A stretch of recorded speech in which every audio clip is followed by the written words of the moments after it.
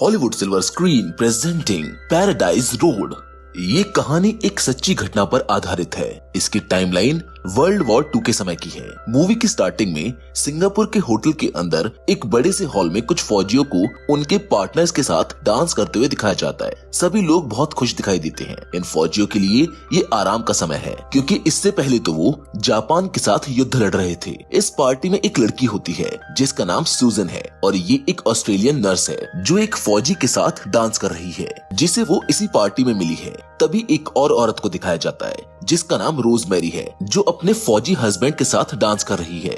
इन दोनों को आपस में बहुत प्यार होता है। यहीं पर कुछ अमेरिकन ऑफिसर आपस में डिस्कस कर रहे थे। जापान कभी भी अमेरिका को जंग में नहीं हरा सकता। तभी यहाँ पर एक बहुत बड़ा धमाका होता है जिससे सभी लोग डर जाते हैं। फिर एक फौजी अंदर आकर अनाउंस करता है कि जापान की सेना बॉर्डर क्रॉस करके अंदर आ चुकी है और वो यहाँ पर कभी भी हमला कर सकते हैं। इसीलिए वो होटल में मौजूद सभी महिलाओं को शिप पर जाने का ऑर्डर देता है, जबकि वो सभी फौजियों को यहीं रुकने को कहता है। फिर सभी महिलाओं को शिप पर चढ़ा दिया जाता है जो इन्हें एक सेफ जगह पर ले जाएगा। यहाँ सभी फौजी अपने अपने पार्टनर्स को गुड बाय कहते हैं। अब सभी औरतों के शिप पे चढ़ने के बाद शिप स्टार्ट होती है। यहाँ पर सूजन के साथ कुछ ऑस्ट्रेलियन नर्स भी हैं जो अपने सभी पैसेंजर्स का ध्यान रखती हैं और उनकी जरूरतों का पूरा ख्याल करती हैं। यहाँ सभी औरतों को लाइफ जैकेट दी जाती है। इन लाइफ जैकेट्स को उनको युद्ध जोन से बाहर जाने तक पहनना होगा। इनकी रात बहुत ही बढ़िया निकलती है, लेकिन अगली सुबह जापानीज एयरफोर्स इस शिप को घेर लेती है और इस पर अटैक कर देती है। पूरे शिप पर हड़बड़ी मच जाती है।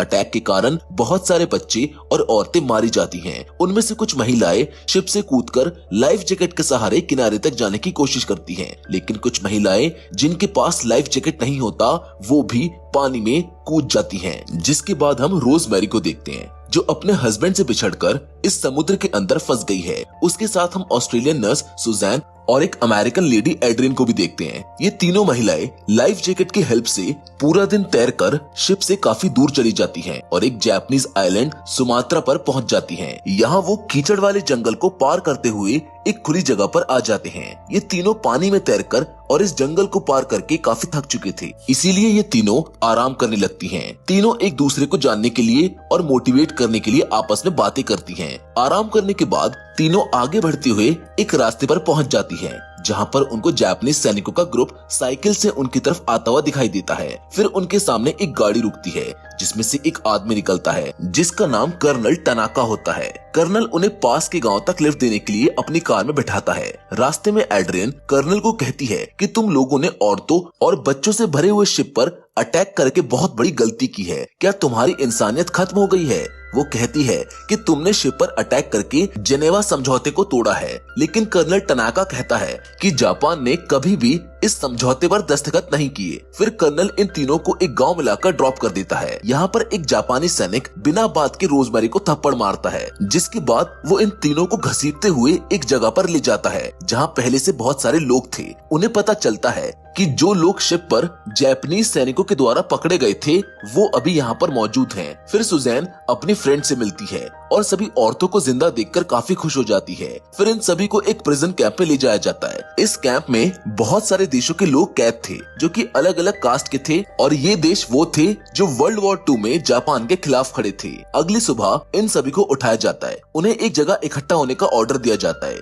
अब इनके साथ जानवरों जैसा सलूक होने वाला है। इन्हें एक जगह इकट्ठा करके कर्नल अनाउंस करता है कि अब से तुम सभी जापान की गवर्नमेंट के कैदी हो और अब तुमको यहाँ पर हमारे रूल्स को फॉलो करना होगा। फिर एक औरत कुछ बोलने लगती है, तभी सार्जेंट उसको थप्पड़ मार के चुप करा देता है। फिर जापान के फ्लैग को लगाकर उनका राष्ट्रगीत बजाया जाता है और सभी को इसकी रिस्पेक्ट में झुकने के लिए फोर्स किया जाता है। जिसके बाद यहाँ पर एक ट्रक आता है और उनको खाने के लिए सड़ी हुई सब्जियां और कच्चा मांस दिया जाता है और इनको मजबूरी में कच्ची मांस और सब्जी को पकाकर खाना पड़ता है। इस कैंप में अलग अलग देशों की लगभग 400 से भी ज्यादा महिलाएं हैं। ये औरतें खाते हुए बात करती हैं कि चाहे कितने भी बुरे हालात क्यों ना हो जाए, हम सभी को एक साथ मिलकर उनका सामना करना होगा। यहाँ पर एक जूइश लेडी भी होती है जिसका नाम वस्टैक है। वो एक डॉक्टर है। ब्रेकफास्ट करने के बाद जापानी सैनिक इन सभी महिलाओं से पूरे दिन बहुत ज्यादा काम करवाते हैं और इनको खेतीबाड़ी करने के लिए ले जाते हैं। इनको जरा सा भी आराम करने की आजादी नहीं थी।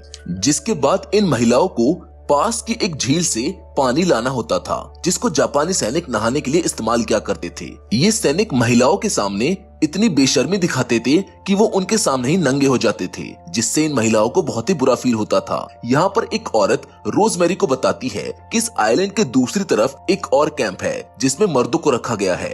रोजमेरी ये सुनकर खुश हो जाती है। वो सोचती है कि शायद उसका हस्बैंड उसी कैंप में होगा।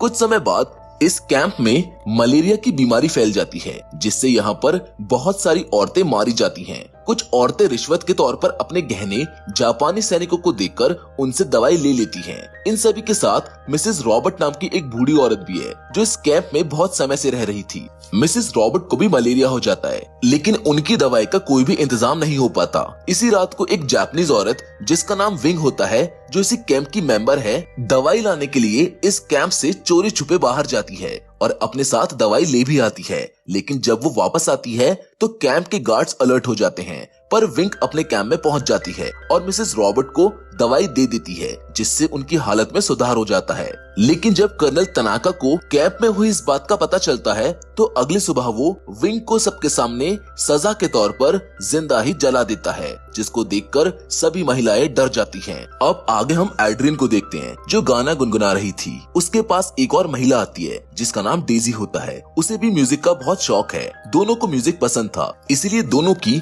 आपस में बहुत बनती है। फिर दोनों डिसीजन लेती हैं कि हम एक म्यूजिकल बैंड ग्रुप बनाएंगे और ये दोनों म्यूजिकल नोट्स बनाने लगती हैं। फिर ये बाकी की महिलाओं को अपने ग्रुप में आने का इनविटेशन देती हैं। कुछ औरतें तो मना करती हैं, लेकिन कुछ इनके साथ जुड़ जाती हैं। वैसे एक चीज का यहाँ पर ध्यान रखना है कि अगर जापानीज सैनिकों को पता चला तो म्यूजिक ग्रुप की सभी महिलाओं को वो लोग जिंदा जला देंगे, लेकिन फिर भी बहुत सी महिलाएं उनके साथ जुड़ जाती हैं। जिसके बाद हम एक बार फिर से मिसेस रॉबर्ट को देखते हैं, जो निचली कास्ट वाली औरतों को भला बुरा कह रही थी। तब उसकी बेटी उसको समझाते हुए बताती है कि विंग निचली कास्ट की थी, जिसने तुम्हारे लिए दवाई लाने का रिस्क लिया और पकड़े जाने पर उसको जिंदा जला दिया गया। ये सब सुनकर मिसेस रॉबर्ट बहुत ही उदास होती है और विंग का शुक्रिया अदा करती है।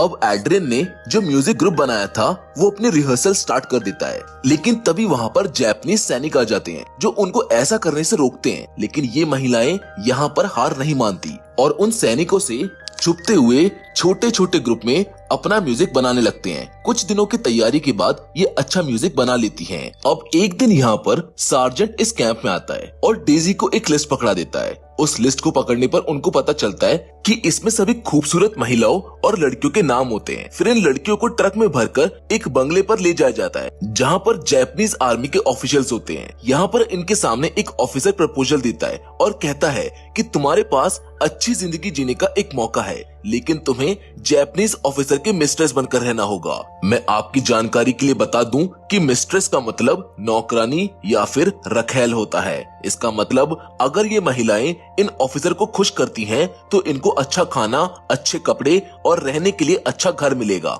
कुछ महिलाएं तो इस प्रपोजल को एक्सेप्ट कर लेती हैं, लेकिन कुछ मना कर देती हैं क्योंकि उन्होंने किसी और को प्रॉमिस किया था। अब इसी तरह समय बीत रहा था और वर्ल्ड वॉर 2 अभी तक चल रही थी। इस समय में कैंप के अंदर बहुत सारी औरतें मारी जाती हैं। एक दिन सूजन उस औरत के कमरे में जाती है जिसका नाम वर्स्टेक होता है, जो एक डॉक्टर होती है। सूजन देखती है कि वर्स्टेक एक डेड बॉडी के दांत में से सोने का दांत निकाल रही थी। वो कहती है कि अब ये दांत उसके किसी काम का नहीं है, लेकिन हमारे काम जरूर आएगा। सूजन को ये सब गलत लगता है, लेकिन तभी हमको ये पता चलता है कि वर्स्टेक सोने की चीजों के बदले सैनिकों से दवाई लाया करती थी। वो सूजन से भी कहती है कि तुमको भी ये सब सीखना चाहिए ताकि तुम भी लोगों की हेल्प कर सको। उसी रात जब एड्रियन अपने कैंप से बाहर जाती है तो एक सैनिक उसको पकड़कर असॉल्ट करने की कोशिश करता है, लेकिन एड्रियन ने सेल्फ डिफेंस में धक्का देकर उस सैनिक को कीचड़ में फेंक दिया, जिससे उसको काफी गुस्सा आ जाता है। तभी कुछ सैनिक आकर एड्रियन पर इल्जाम लगाते हैं कि उसने एक सोल्जर पर हाथ उठाया है, इसलिए उसको पूरी रात पिंजरे में रखा जाएगा।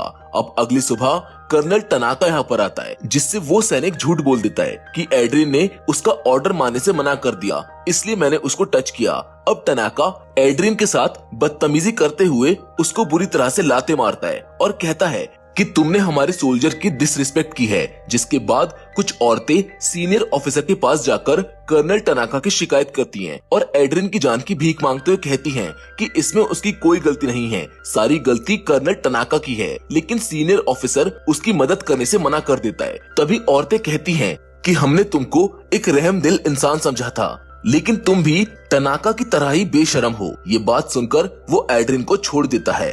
अब उसी रात कैंप में म्यूजिक ग्रुप का पहला शो होता है, लेकिन उनकी आवाज सुनकर सैनिक यहाँ पर आ जाते हैं जो उनको गाने से रोकने की कोशिश करते हैं। पर जब सैनिक उनकी आवाज सुनते हैं तो वो उनके गाने की मधुर आवाज से रुक जाते हैं। शो खत्म होने के बाद सभी सैनिक उनके लिए तालियां बजाते हैं। अगली सुबह इन सभी को इकट्ठा करके एक ऑफिसर बताता है कि इस युद्ध में जापान सबसे पावरफुल है, इसीलिए ऑस्ट्रेलिया भी उनके साथ हाथ मिलाने के लिए राजी हो गया है। तभी भीड़ में से सुजैन धीरे धीरे कुछ कहती है जिसे कर्नल टनाका सुन लेता है। वो सुजैन को बोलता है कि मेरे सामने आकर इसको फिर से दोहराओ, लेकिन वो ऐसा करने से मना कर देती है। इसीलिए सजा के तौर पर उसको एक मैदान में जंजीरों से बांध दिया जाता है और चारों तरफ नुकीली लकड़ियां लगा दी जाती हैं। अगर सुजैन जरा सा भी हिलती है तो वो लकड़ियां उसके शरीर के आर पार हो जाएंगी। उसे यहाँ पर कड़ी धूप में कई घंटों तक रखा जाता है और पानी भी नहीं दिया जाता।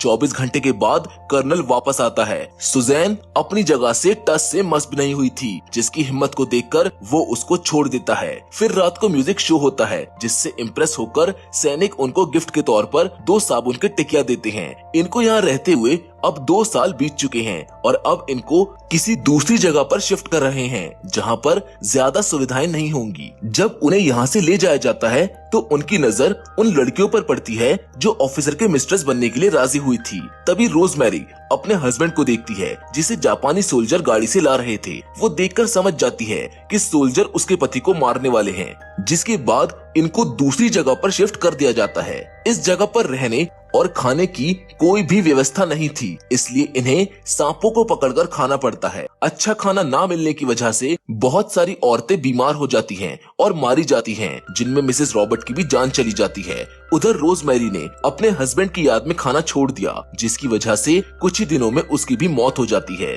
मरी हुई सारी महिलाओं को वहीं पर दफना दिया जाता है, जिसके बाद 24 अगस्त 1945 को आर्मी चीफ वहां पर आता है और कहता है कि जंग खत्म हो चुकी है। वो इन महिलाओं के साथ हुए बुरे व्यवहार के लिए उनसे माफी भी मांगता है, जिसके बाद इन सभी औरतों को आजाद कर दिया जाता है, जिससे ये सभी बहुत खुश होती हैं और एक दूसरे को गले लगाती हैं। इन महिलाओं के जज्बे को सलाम करना चाहिए, क्योंकि ऐसी मुश्किल की घड़ी में ये सभी एक दूसरे के लिए ढाल बनकर खड़ी रही। जिसके बाद इन सभी को सिंगापुर भेज दिया जाता है, जहाँ से ये सभी अपने अपने घर चली जाती हैं। ये मूवी तो यहाँ पर खत्म हो जाती है, लेकिन मैं ये सवाल आपसे जरूर पूछना चाहूंगा कि क्या इंसान को किसी दूसरे इंसान के साथ इस तरह से व्यवहार करना चाहिए? कहाँ गई हमारी मानवता? या फिर हमने मानवता की हद को पार कर दिया है? बढ़ते मॉडर्नाइजेशन और डेवलपमेंट में हम इंसानियत को भूल चुके हैं। इंसानियत का तो मतलब ही है प्रेम से रहना। वेल, आपकी इस पे क्या राय है?